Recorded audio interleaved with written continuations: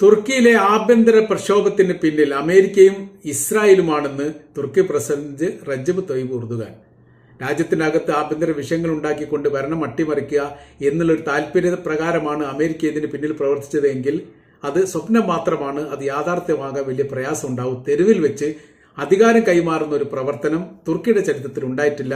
അത് നിങ്ങൾ പ്രതീക്ഷിക്കുകയും വേണ്ട എന്ന തരത്തിലാണ്.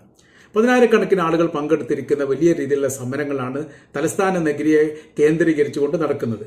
അത് വളരെ എളുപ്പത്തിൽ നടക്കുന്നതൊന്നുമല്ല. അതിന്റെ പിന്നാമ്പുറം പ്രവർത്തിക്കുന്നുണ്ട്. വിമത നേതാക്കന്മാരെ ഏകോപിപ്പിച്ചുകൊണ്ടുള്ള സമര പ്രക്ഷോഭ പരിപാടികളാണ്. തങ്ങളുടെ രാജ്യത്തിലെ ആഭ്യന്തരപരമായിരിക്കുന്ന വിഷയപ്രശ്നങ്ങൾ ഉണ്ട് എന്ന് ലോകത്തിന് പറഞ്ഞു കൊടുക്കുക എന്നുള്ളതാണ് അമേരിക്ക ഇതുകൊണ്ട് ഉദ്ദേശിക്കുന്നത്. നടക്കാൻ പോകാത്തതാണ്.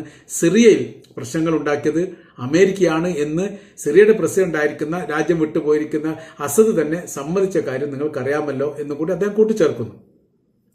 അതോടൊപ്പം തന്നെ തുർക്കിയുടെ അകത്തുള്ള കുർദ് വിഭാഗത്തെ സംഘടിപ്പിച്ചുകൊണ്ട് സർക്കാരിനെതിരെ സമരം വിപുലമാക്കാൻ വേണ്ടി ആലോചിക്കുന്ന വിവരം പുറത്തു വരുന്നു. 20 ലക്ഷത്തോളം കുർദ് വിഭാഗമാണ് യഥാർത്ഥത്തിൽ തുർക്കിയിലുള്ളത്. ആ രാജ്യത്ത് അവർക്ക് പ്രത്യേകമായിരിക്കുന്ന രാജ്യം വേണമെന്നുള്ള ഈ സമരം ഇതിനു മുൻപ് തന്നെ അവർ ആരംഭിച്ചതാണ്. അതിന്റെ തുടർച്ച ഉണ്ടാക്കുന്നതിന് വേണ്ടിയിട്ടാണോ ഇത്തരം പ്രക്ഷോഭങ്ങൾ നടക്കുന്നത് എന്ന് താൻ സംശയിക്കുന്നു എന്നുകൂടി അദ്ദേഹം തുറന്നു പറഞ്ഞു.